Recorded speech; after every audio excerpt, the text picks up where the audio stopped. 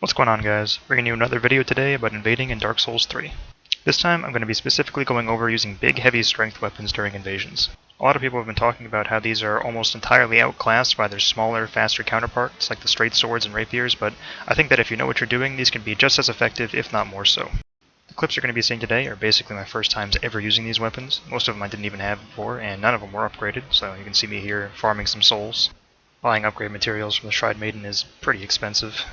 A quick tip for anyone like me who invades a lot: if you want some easy souls, go ahead and sell all of the embers you've been collecting from successful invasions. I digress though. As you can see here, I'm using a weapon from the Great Axe category, which is the Dragon Slayer Great Axe, a weapon from the Great Sword category, which is the Zweihander, and a weapon from the Great Hammer category, which is Smough's Great Hammer. I only have them upgraded to +4 because I'm out of slabs from trying all sorts of different weapons, but it's still serviceable for sure. Just keep in mind that if you're doing this yourself and you have a slab to spare, you could easily increase your AR by over 50 points on each weapon. You can see that I'm, as usual, using a small parrying shield as well. I know a lot of people don't like the insta-kill riposte with the Hornet Ring, but I considered it a very important part of this build. In my clips, I specifically try to avoid doing a lot of parries, because I know a lot of people want to see how the strength weapons fare without constantly one-hit riposting people, but when you're doing this yourself, make sure you utilize that strategy. As for armor, I'm wearing it for fashion purposes only, of course. In the ring slots, I have Havel's Ring on first, because a lot of these weapons are extremely heavy. If I didn't have to use it, I wouldn't, but oftentimes I do. You can see that this Zweihander weighs about half as much as the other two, so I don't have to use it with that. Prisoner's Chain I of course use on all my builds. I think it's good for everything. I wear the Knight's Ring specifically when I'm using Smough's Great Hammer, because I need the 5 extra strength to one-hand it. And finally, I have the Hornet Ring, which I just spoke of a second ago. When I'm not using the Knight's Ring, which is for the Great Axe and the Great Sword, I'm using Lloyd's Sword Ring instead for the bonus AR at full health. I'm using the exact same character as in my gank hunting video, which is a pretty basic 40-40 quality build. As my character, let's get to the invasions. I'm going to start out with some clips with the Dragon Slayer's Great Axe. In order, I've got a 1v1, a 1v2, and a 2v4. This guy has the nerve to try and buff up right in front of me. I don't appreciate that. This is actually my first invasion with this weapon, so forgive the mistakes I make. I try and hit him with a raw swing and it doesn't work, but it baits him into trying to heal. These heavy weapons are great for punishing healing because they deal about as much damage as the post heal to begin with. I tried for a plunging attack because he didn't roll as soon as he touched the ground, but I was too slow. Plunging attacks are the same speed for all weapons, and since the biggest downside of weapons like this is their low speed, it's a fantastic choice whenever you see the opportunity for it. This sort of weapon also has a great range with the plunging attack. The host thinks he sees an opportunity after I swing once, but I use my super armor to trade, and I deal more damage than he does. One of your best strategies with giant weapons is going to be baiting your opponents into attacking and then severely out-trading them. As with all weapons, if you manage to hit with your R1, the following R1 is guaranteed. We keep on doing the same song and dance for a while, and eventually I use my superior range to get some more damage in. Now it's time to put on the pressure. I intentionally use moves that I know won't hit him to bait him into trying to heal. The recovery time on this weapon isn't as long as people seem to think it is. He realizes at this point that I'm not going to give him another chance to heal, so he tries to fight back. I roll and use my R1 with super armor, and then follow up with a regular R1 for the kill. This should cover most of the basic techniques for the weapon, so now we can get into some more complicated situations. Coming up here we have a 1v2. Yikes. I immediately notice a player disguised as a box to the left. I start looking around for wherever his accomplice might be. There he is. I don't think this was a gank, just a player with quick thinking and a young white branch. The box starts moving towards me, puts me a little bit on edge. I don't know what weapon the box is holding, and I don't want to get caught inside a Black Knight Great Axe swing with something else heavy. The host crosses over directly on top of the Phantom, so I know I can take some safe, unpunishable swings. That's an easy way to turn it into a 1v1. The host starts moving away from me, trying to take it closer to the bonfire. I'm not able to catch his second roll, and he crosses the bridge. I don't plan on letting him do any summoning. He tries to turn the situation around to me, but he wastes all his stamina, and I'm able to kill him with 2 hits. This just goes to show how important stamina management is on these heavy weapons. This looks a little bit sketchy. 1v2 I think I can handle in this room, but then this guy starts coming out of the ground and I decide to get out.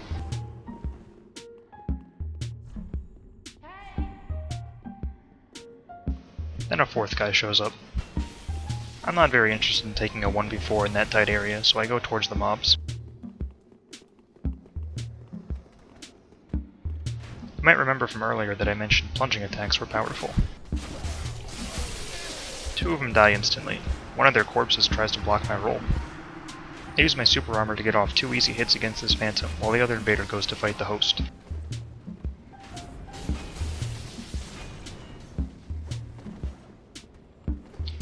With assistance from the archers, I'm able to get 2 more hits off, and he dies. Time to go find that host.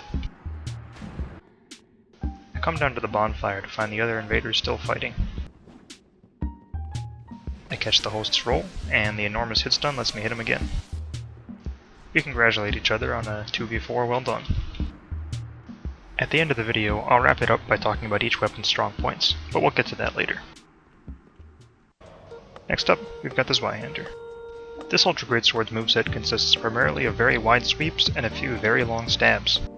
The range is fantastic, and the stamina consumption is lower than you might expect. It's a very solid weapon for fighting against multiple people. Against magic, however, you're not going to fare too well. Orbiting spells like that will hit you before you're able to get your super armor up. I decided to try and isolate the phantom to turn it into a 1v1. It looks like the host doesn't want to chase me, so I've got them right where I want them. He starts his attack too late and doesn't get any super armor. I catch him trying to escape with a 2-handed running attack. Now I have time to buff for this final 1v1. So long as you're actively trying to avoid them, these kinds of spells will probably never hit you. I forgot that I was 2-handing my weapon, so I wasn't able to go for a setup parry there. I run up and act like I'm trying to hit him, and then I get the parry for free. Big weapons like this scare people, and he was trying to end it as soon as he could.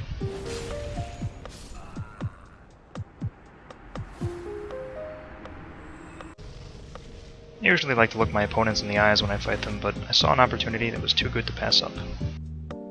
You can tell I don't use young white branches very often, because I forgot Lloyd's sword ring would expose me right away. I decided that I'll take the risk anyways.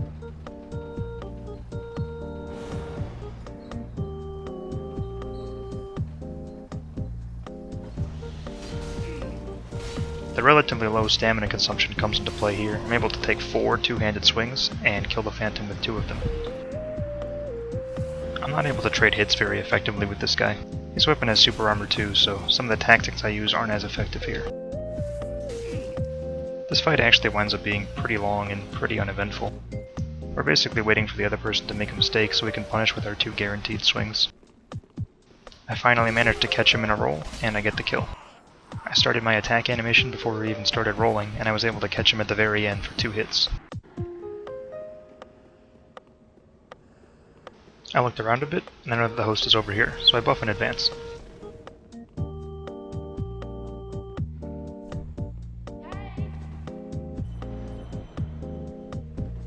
The host seems a little bit out of it, but the phantom is eager. I immediately catch him trying to run past me for a backstab with 2 quick swings. If I was brave enough to go for a third there, he might have died, but I was afraid of the host coming behind me. Here we have another great example of baiting your opponents with your attacks, as well as the Zweihander having very manageable stamina usage. I do have to make some space afterwards to let it regen though. You can see that the host is afraid after that first barrage of swings. And rightfully so. The phantom goes for a backstab on me, and if I knew he was going to try for that, I would have been able to chase the host safely, but I thought he was going to swing at me normally. For the first time in this invasion, I only swing 1 time, which throws them off. You don't have to use different moves in order to mix up. You can use the same move a different number of times. My weapon buff wears off here, but I know I'm going to need the extra damage. They seem reluctant to follow me out of the room, so I buff up for free. I also top off my health to make use of Lloyd's sword ring. For some reason the host decides to start using a bow and arrow to fight me. While this is a little bit annoying, it's not very effective, and now I don't have to worry about being bursted down from both of them. I spend a little bit of time feeling out their new strategy. As I head towards the center of the room, the host swivels around, and the phantom tries to get between us. I decide I can use this to my advantage. I feign that I'm going for the host, and I'm able to hit them both. Had I swung a second time, it might have been over right there. They put a little bit of pressure on me, but I remember that they don't really like to leave this room, so I'm able to go out and heal back up. The phantom starts to heal up, and he's afraid of my advance, which lets me get a free hit on the host. What he doesn't know is that he was my target all along. Once again, baiting your opponents with attacks that look unsafe proves to be very effective. I go for several swings in a row here, which has proven to be very effective against these guys in the past, but now he's on to me. However, now I know his strategy is to try to roll through all my attacks. To counter this, I start charging up my R2 attack. By releasing it as soon as he rolls, I'm able to catch him at the end. I decide to try again, but this time with the two-handed R2, and I catch him another time. One final roll catch, and I win the fight. Same as the Great Axe, I'll talk about my final thoughts at the end.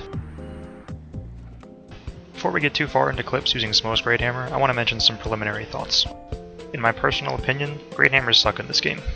They're slower than Ultra Great Swords and Great Axes, but they don't do more damage to make up for it. Their movesets are worse, and specifically for Smough's Hammer, the thing takes up like half your screen, and you can see me running around with bare fists because I can't even see where I'm going when I have it on. If, for some reason, you value my opinion on weapons, don't use these. However, for the sake of showing that they aren't completely unusable, here we go. It took me a while to find this guy, but he finally revealed himself shooting arrows. He's wearing Lothric Knight armor, so I assume he was just sitting down somewhere and I ran past him. I stand in a very plunging attackable position to try and bait him out, but he isn't interested. I run up to meet him instead.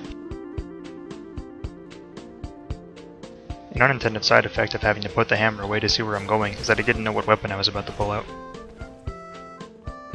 I didn't stay close enough to him here, and he gets a heal off.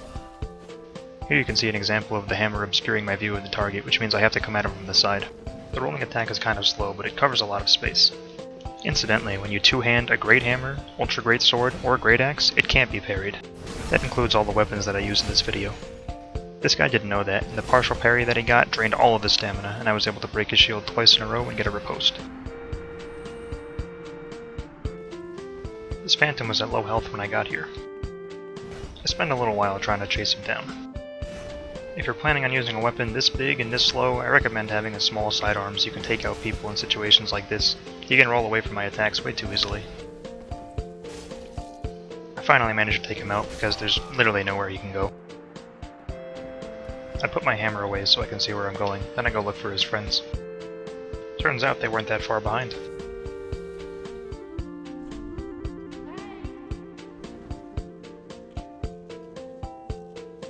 They're too intimidated by my giant hammer to approach me, so I go in first.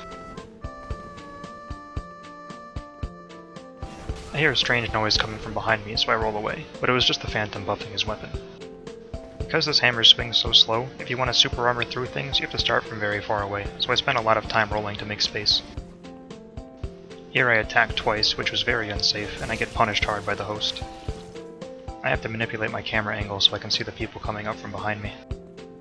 The host is afraid of my rolling attack, so he rolls at the same time I do. I'm able to get a heal off for free. Here we can see again that this weapon, when two-handed, cannot be parried. The host doesn't know that. The host made himself open to be hit here, but I know that the Phantom's right behind me, so it wasn't safe.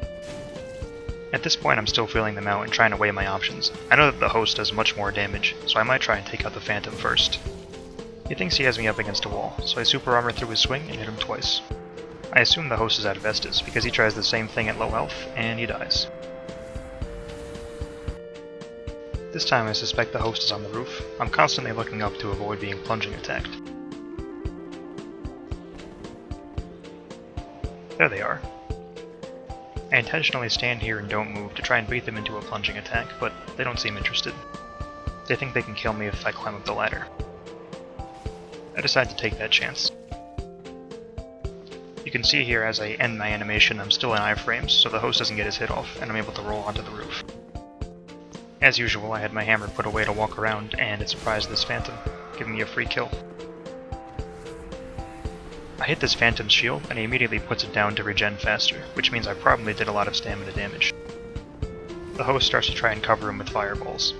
I make it look like I'm going for the host, and then switch to the Phantom, getting 2 easy hits. He starts trying to roll away to get into a position to heal. The host tries to cover him again, but I'm still able to punish it with 1 hit. You can see me here again trying to manipulate the camera angles so I can see around my hammer. Again, he tries to heal, and I hit him with a rolling attack. I accidentally reversed my plunging attack, and he falls off the roof. I thought for sure that he was going to die, and when I see he's still alive, I chase him down. I'm looking up to see if the host wants to plunging attack me, but it seems like he's going to climb down the ladder, so I have some time to aggress on this Phantom. He's just making space, and I know the host is coming soon. I was hoping to catch her by surprise with that, but that's wishful thinking. The host starts throwing her fireballs so far away that I know I'm not going to be able to punish it, so I decide to make the Phantom my primary target. Either I'll be able to kill him somewhere along the line, or I'll be able to convince the host that he's the only one I'm going for and surprise her later. Either one is good. I take some bad damage from the fireballs and almost die. Luckily, the Phantom shoots his soul spear into its staircase. I continue my act of only going for the Phantom. You can see multiple times that I stop locking on, but continue moving towards the Phantom. This lets me look at the host and wait for her to drop her guard. Here I accidentally point my character towards her as well. This was a mistake. My trickery finally pays off. The host thinks I'm going for the Phantom and tries to summon another Phantom.